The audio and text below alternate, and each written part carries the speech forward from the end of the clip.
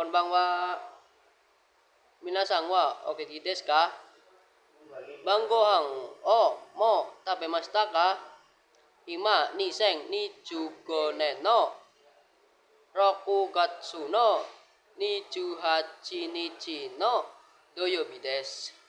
今回は私の会社にお話したいと思います。最後までぜひ聞いてください。私は MW ラボの実際です。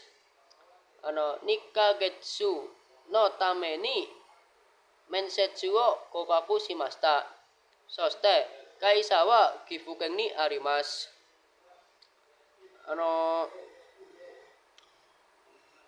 岐阜県は金華山や食べ物などが有名です。専門用語は溶接です。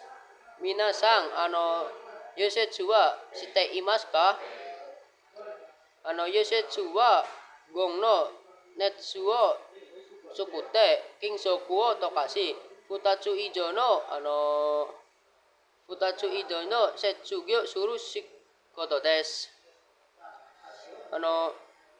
私にとってこの仕事は初めて経験がありません。でも一生懸命頑張ります。この会社に外国の先輩がいます。例えばベトナム人です。私と同じ会社の友達は3人います。友達はアキルさんとハリさんと私です。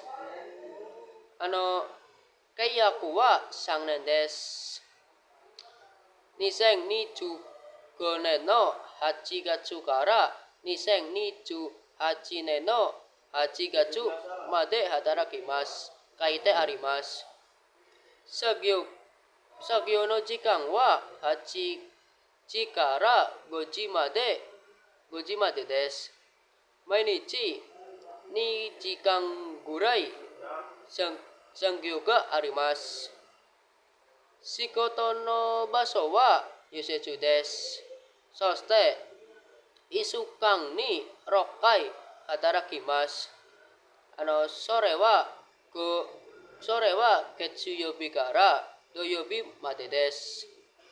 そして社長の名前は若山さんです。多分